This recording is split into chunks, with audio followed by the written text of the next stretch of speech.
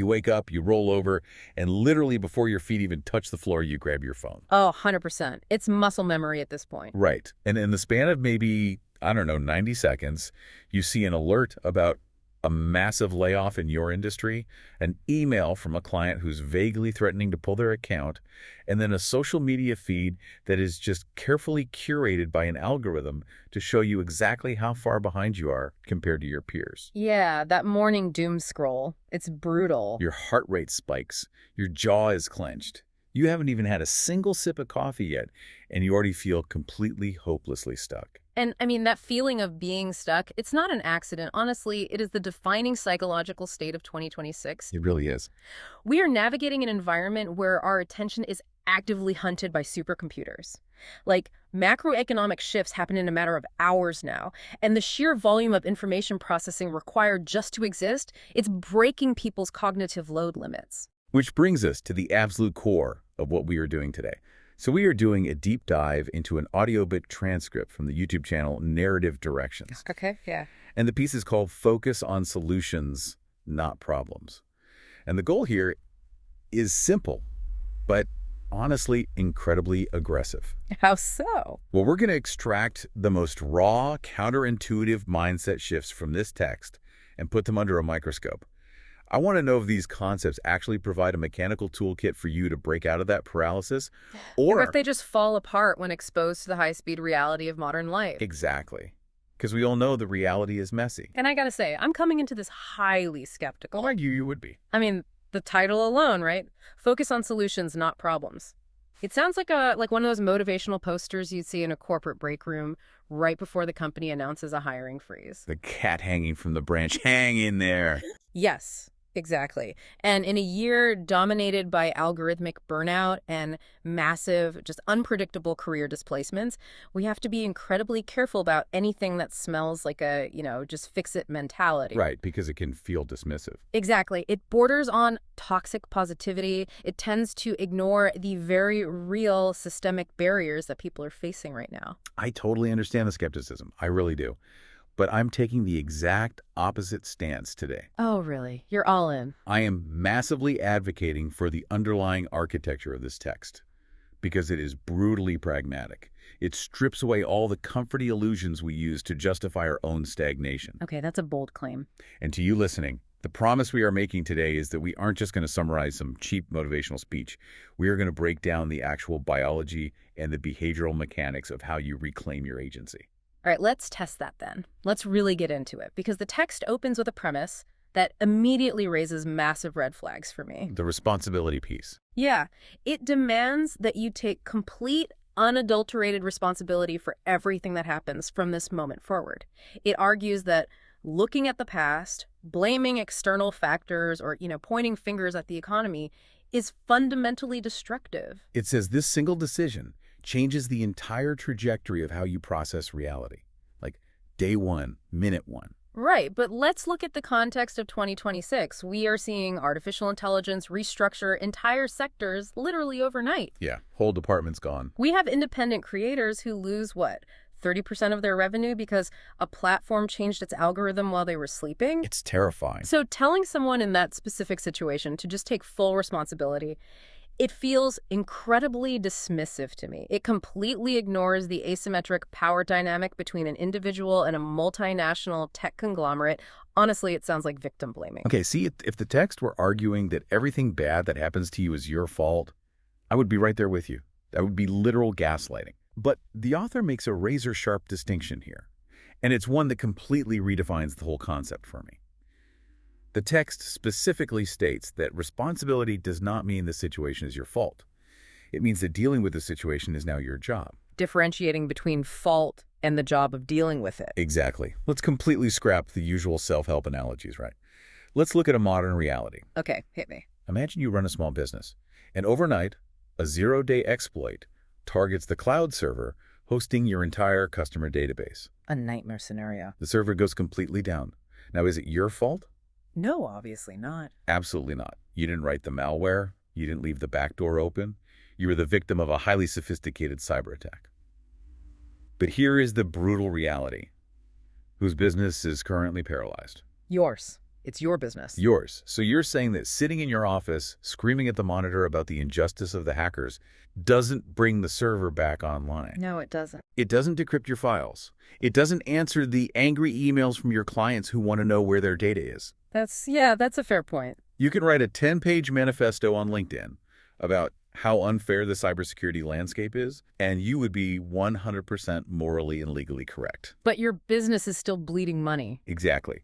Taking responsibility means accepting that while the malware is not your fault, patching the vulnerability, communicating with your clients, and restoring from a backup is entirely your job. Okay, I see the mechanical utility in that. It's shifting from backward-looking to forward-looking. And honestly, if we look at the neurological cost of blame, the tech's argument becomes much stronger. How so? Break down the biology for us. Well, when you sit in a state of blame, you are neurologically reinforcing a state of powerlessness. You are locking your focus onto a past event that literally cannot be altered.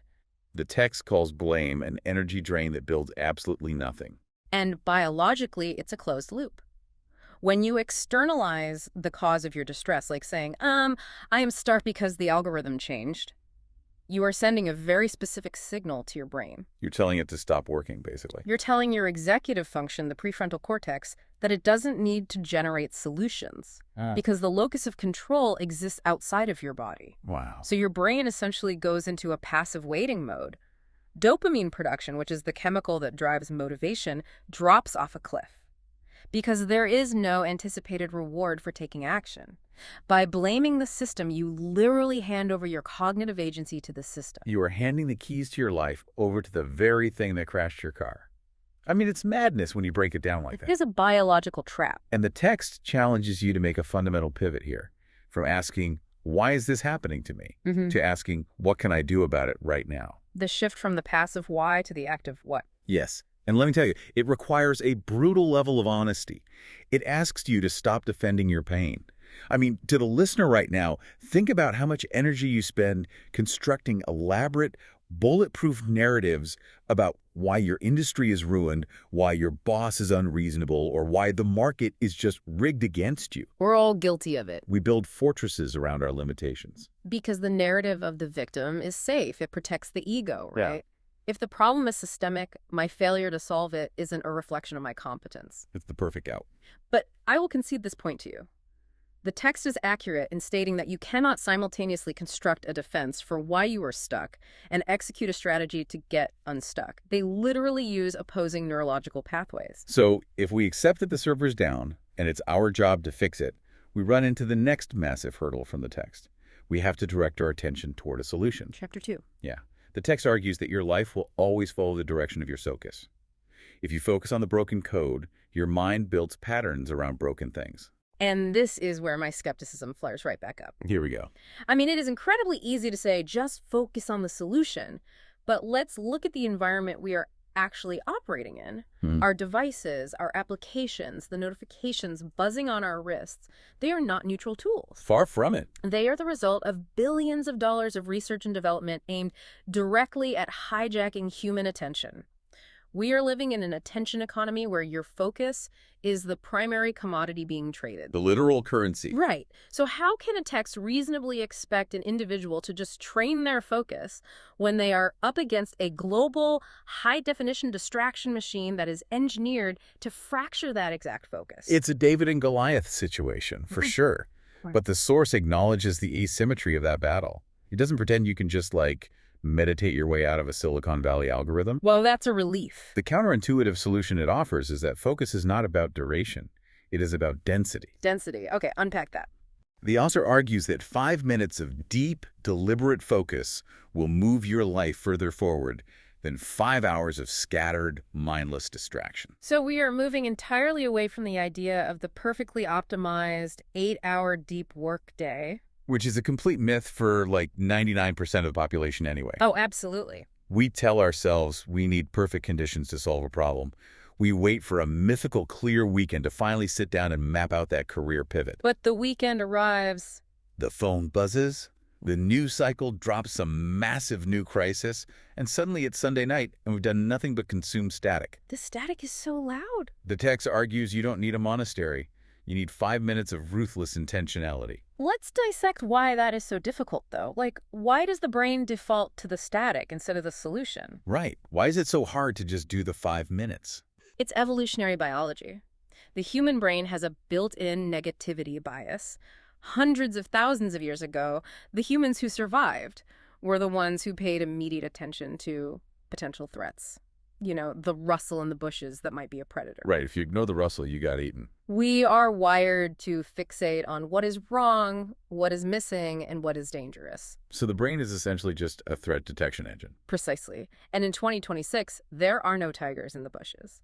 But there is a relentless stream of manufactured urgency masquerading as existential threats on our screens. The algorithm knows what rustles the bushes. Exactly. When you open your phone, your brain treats a volatile stock market update or, a highly controversial political tweet with the exact same physiological alarm as a physical predator. That is wild. So when the text says progress doesn't grow in the middle of negative thinking, it's highlighting a literal biological bottleneck. You cannot access the creative, problem-solving centers of your brain while your nervous system is flooded with threat response chemicals. Cortisol just shuts it down. Shuts it completely down. This is why the text treats focus as an active practice, not a passive state.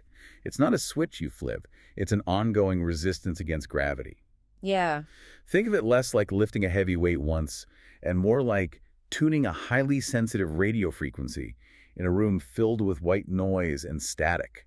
The signal is weak at first. The static is deafening.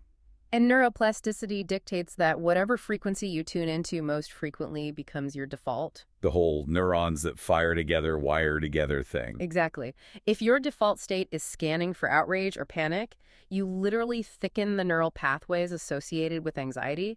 You are making your brain more efficient at being stressed. But the reverse is also true. And this is the hopeful part. When you actively choose what gets your energy, when you carve out just those 5 minutes to focus purely on a mechanical solution, you force the brain to recognize progress. You start thickening the pathways associated with agency. Yes. The text points out that the magic isn't in achieving some kind of uninterrupted perfection. Nobody is perfect. The magic is in the moment you realize you've drifted into the static, and you make the active choice to tune the dial back. That realization phase is critical, and it's where most people mess up.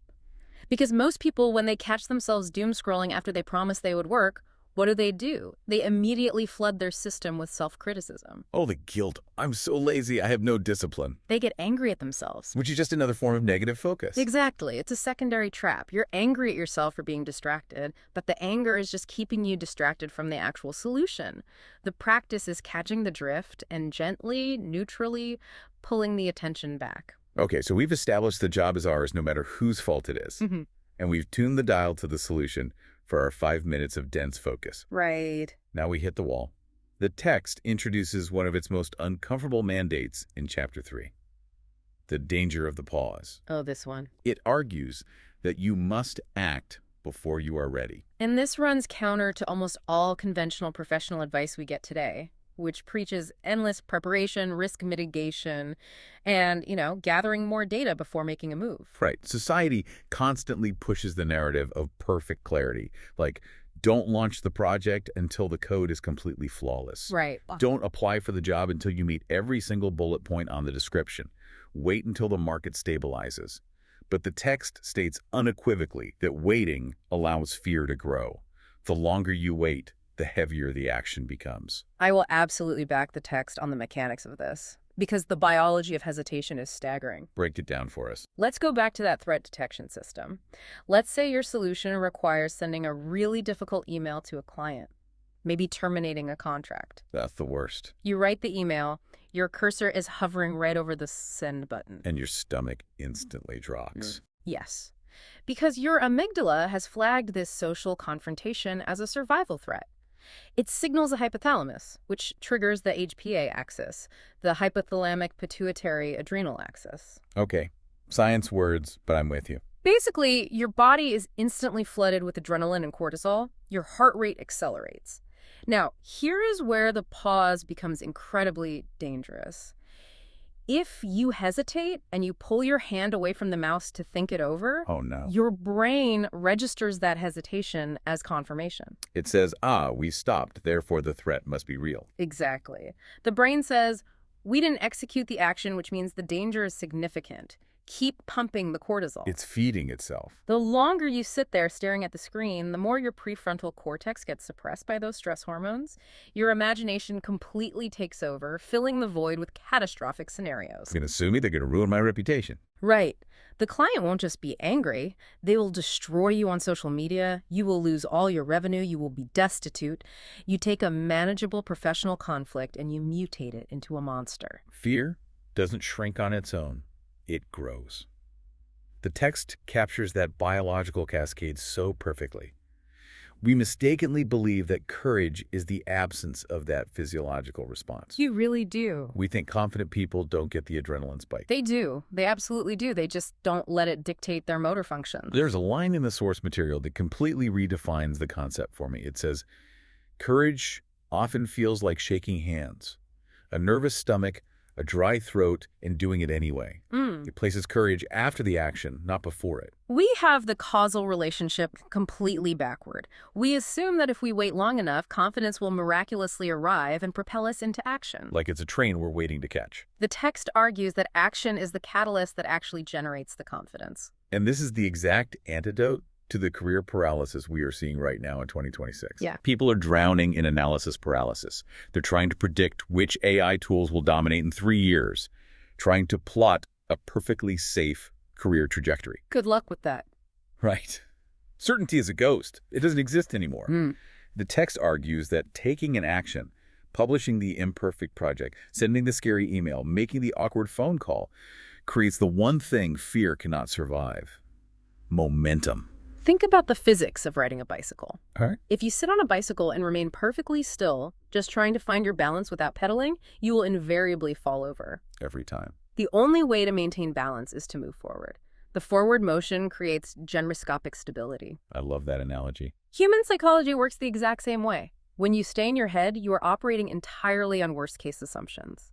When you take a step, you generate real-world feedback. You force the anxiety out of the realm of imagination and into the realm of concrete data. You realize the monster was just a shadow cast by your own hesitation. Exactly. So let's transition into the architecture of how we sabotage this momentum, because often we convince ourselves we are taking action when we are actually just spinning our wheels. Yes.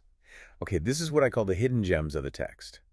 So many people listen to the intro, they get all fired up about taking responsibility, and then they totally gloss over the middle chapters. Which is a huge mistake. Massive. The middle is the actual diagnostic manual, and the first major trap at diagnoses in Chapter 5 is circular thinking. The text describes circular thinking as the quietest, most insidious way people stay stuck. It's sneaky. Very. It usually starts with a legitimate question or a single doubt, but instead of charting a path to a solution, the mind just loops the doubt.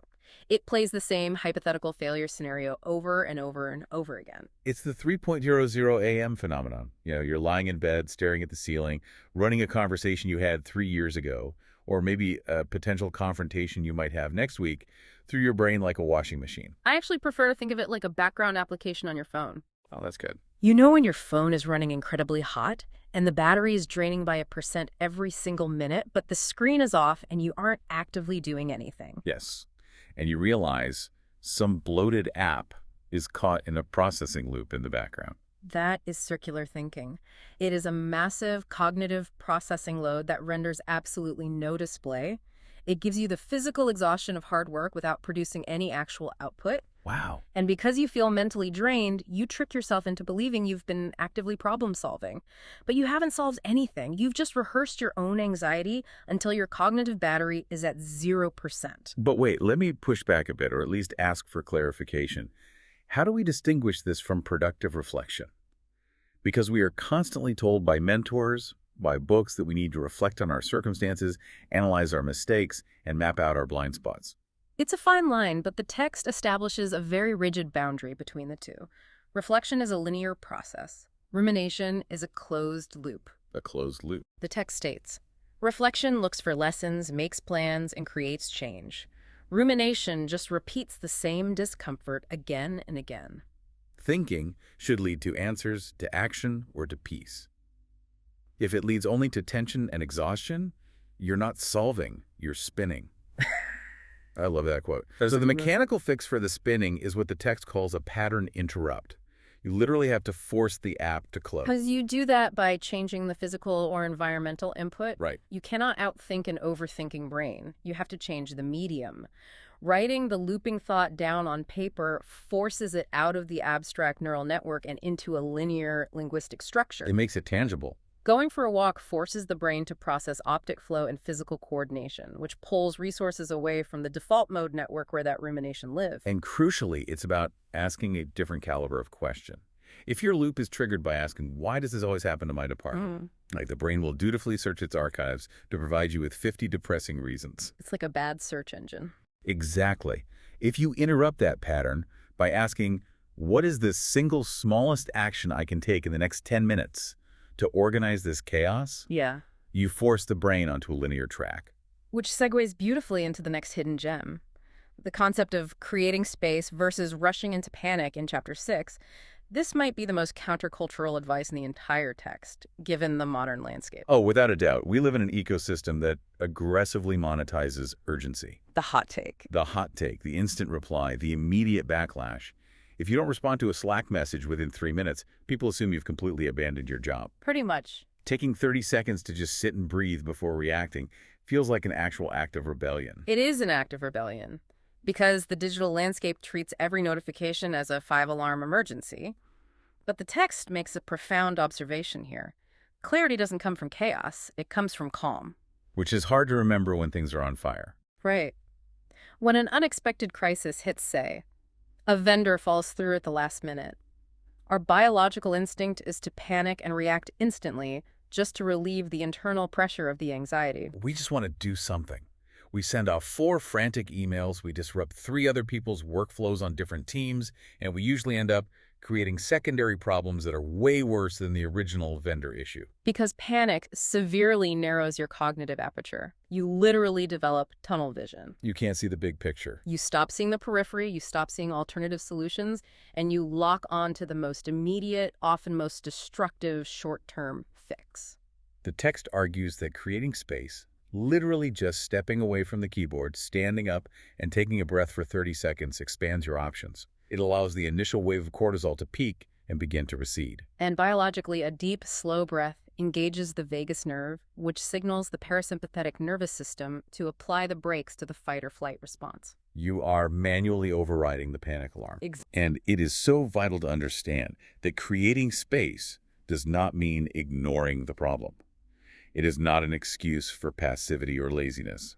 When you take those 30 seconds, you aren't doing nothing.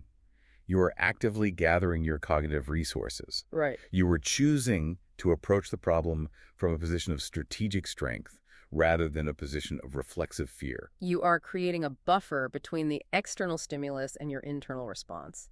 And in that buffer zone, that's where your agency exists. Okay, we are approaching the 75% mark of the text, and I want to bring 2 specific concepts together, because when I read these side by side, it felt like the entire thesis of the source material clicked into place for me. Okay, you're looking at the core question introduced in the 7th section, paired with the mandate in the 8th. Exactly. The text introduces this incredibly simple grounding question in Chapter 7. What would actually help right now? And immediately following that in Chapter 8, it issues a challenge. Replace complaining with one simple action every day. When you fuse those 2 ideas... Wait, let me stop you right there, because I had the exact same realization. Oh, did you? Yes. When you combine those 2 directives, you realize this isn't just a book about having a positive attitude. Not at all. It is a highly tactical instruction manual for dismantling behavioral loops. Think about complaining. In the context of 2026, complaining isn't just a bad habit. It is the literal fuel of the digital economy. Yes. Platforms are designed to frictionlessly broadcast your complaints to millions of people, validating your outrage with likes and retweets. It feels like a release valve. It feels like a relief, but it is actually an energy leak. The text is definitive on this point. The more you complain, the less energy you have left to change anything. That's hard. When you complain, you are actively practicing helplessness. You are rehearsing the narrative that the world is broken, and you are simply a passive victim of it. And asking the question, what would actually help right now, Uh-huh. is the ultimate weapon against that state. Because stress, anxiety, and complaining almost always live in the past or the future. Right. They aren't about the present. You are complaining about what a client did yesterday, or you are catastrophizing about what the economy will do next month. The question forces you into the immediate present. It ruthlessly severs the emotion from the strategy. If you are exhausted and overwhelmed and you catch yourself wanting to launch into a 10-minute Slack rant about how unfair your workload is, you stop and ask, what would actually help right now? And the answer is almost never a grand philosophical life change. It's usually drink a glass of water, step outside and look at the sky for 2 minutes, send the one email that is causing the bottleneck, go to sleep. Right. By replacing the complaint with the microaction, you are utilizing neuroplasticity to rewrite your stress response. You're rewiring the board. You are teaching your nervous system that discomfort does not have to be expressed through vocalized negativity. It can be transmuted into physical action. You intercept the emotional loop and route the energy into a kinetic output. You are taking back your power, one microscopic choice at a time. It strips away the grandeur of changing your whole life, and it reduces it to the incredibly manageable task of just choosing a slightly better response in the next 60 seconds. Which requires a significant degree of emotional regulation, which the text addresses next in Chapter 9. It introduces the concept of emotional leadership. This is where we talk about calming the system. We touched on the vagus nerve and creating space earlier, but this goes deeper into the philosophy of how we interact with our own internal state. The author presents a very pragmatic framework here. Emotions are data, not commands. I love that. I think of it like the dashboard of a car. You to the listener, you are the driver. The emotions are the indicator lights. If the check engine light comes on or the temperature gauge spikes into the red, it is giving you vital information about the state of the vehicle. But the blinking light doesn't grab the steering wheel. Exactly. You don't ignore the light that's suppression, and the text explicitly states that suppressing emotions just builds explosive pressure. Which is dangerous. You acknowledge the engine is running hot, but you don't let the warning light dictate whether you swerve into oncoming traffic. You pull over. You assess. You maintain control of the vehicle. Emotional leadership is the refusal to let your fluctuating internal weather patterns dictate your behavioral output. Right. You can feel profound anxiety, you can validate that the anxiety is present, and you can still choose to execute the mechanical steps of your plan. You don't need to match the speed of your rising emotions. Which brings us to the final and perhaps most difficult hurdle in the entire text, Chapter 10. Let's say you do everything right. Okay. You take full responsibility for the broken server. You train your focus on the solution. You act despite the cortisol spiking in your system. You interrupt your rumination. You stop complaining. You manage your emotions like a dashboard. You doing the work. And then you look at your results and you have barely moved an inch. The slow growth reality. The final counterintuitive point, the text hammers home. Slow results are still results. And in an era where we can stream a 4K movie to a device in our pocket in 3 seconds, where overnight viral fame is presented as a standard career path, slow, grinding progress feels indistinguishable from failure. As the resident skeptic, I have pushed back on several points today, but I will state unequivocally that this final concept is the foundational truth that anchors everything else we've discussed. Do you agree with this one? Oh, entirely. The modern obsession with speed is a massive trap. The text warns about the hidden cost of shortcuts, noting that what you gain in speed, you sacrifice in structural integrity. But we all secretly want the shortcut. We want the hack, the cheat code, the immediate payout. Because we focus entirely on the external acquisition of success, but the text forces us to look at the internal capacity required to maintain it. Okay, explain that. Think of sudden, massive success, whether it's a massive influx of wealth, a sudden surge in audience on your channel, or a rapid corporate promotion. Think of it as a high-voltage electrical current. If you pump a high-voltage current into a system that is wired with cheap, thin cables, the system will immediately short-circuit and burn the house down. You haven't built the infrastructure to handle the load. Precisely. If you achieve your goals instantly, without having to endure the slow, boring, deeply frustrating process of incremental growth, You haven't developed the necessary emotional infrastructure. You don't have the foundation. You haven't built the resilience to handle setbacks. You haven't developed the discipline to maintain focus when it's tedious. And you haven't forged the character required to navigate complex challenges. So the wait isn't a punishment. No. The delay isn't a glitch in the universe. Yeah. The slow grinding phase, where you are putting in maximum effort and seeing zero visible change on the surface, is actually the most critical phase of the operation. It is the invisible work of digging the foundation deep enough to support the skyscraper you are trying to build. The text elegantly frames this. It says, you're not stuck because you're slow, you're only stuck if you stop. The friction you feel isn't a sign that the process is failing. The friction is the mechanism of growth. We constantly confuse "it's not working" with "it's not working fast enough." Yes. And the algorithms exacerbate this exponentially. We are bombarded daily with highlight reels of the top 0.01% of anomalous successes, completely warping our baseline expectations. But the reality, as the text grounds us, is that genuine, sustainable change is quiet. Very quiet. In the accumulation of hundreds of small, seemingly insignificant choices stacked relentlessly over time. The trajectory is what matters.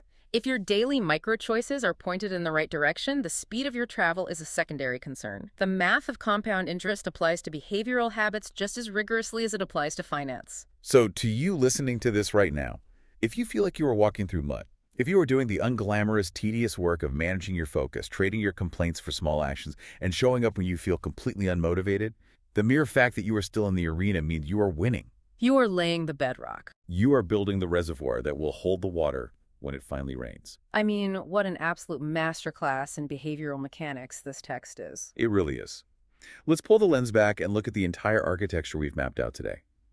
We started by confronting the illusion of blame, realizing that while the chaos of the world is rarely our fault, claiming the responsibility to fix it is the only way to retrieve our power. Right. And then we dissected the biology of attention, understanding that in an ecosystem designed to fracture our focus, spending 5 deliberate minutes tuning the dial to a solution is a profound act of resistance.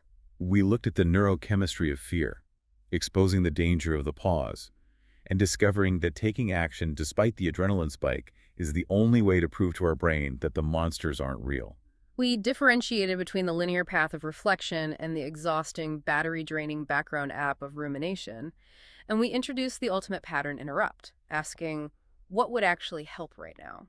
We transformed the energy leak of complaining into the kinetic momentum of action, and we anchored this entire framework in the undeniable truth that slow, methodical, frustrating progress is the invisible forge where the capacity for lasting success is actually built. Which leaves us with a final overarching perspective to think about. Yeah. If we synthesize everything this text argues against the backdrop of 2026, it reframes our entire concept of what constitutes a competitive advantage. What do you mean?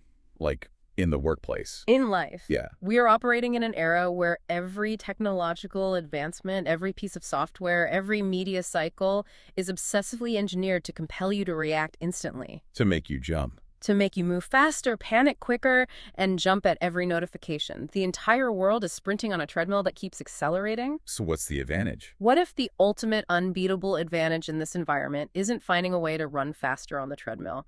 What if the most powerful thing you can do is be the one person in the room who knows how to step off it, pause, and breathe? The one person who knows how to pause. That is the exact thought I want to leave you with today. You have the toolkit. You understand the mechanics now. The rest is execution. Your challenge for the rest of the day is microscopic, but absolute. Find just one moment where you would normally spiral into a complaint, pause the system, ask what would actually help, and take one tiny action. Stop defending the pain, start building the solution, and we will catch you on the next deep dive.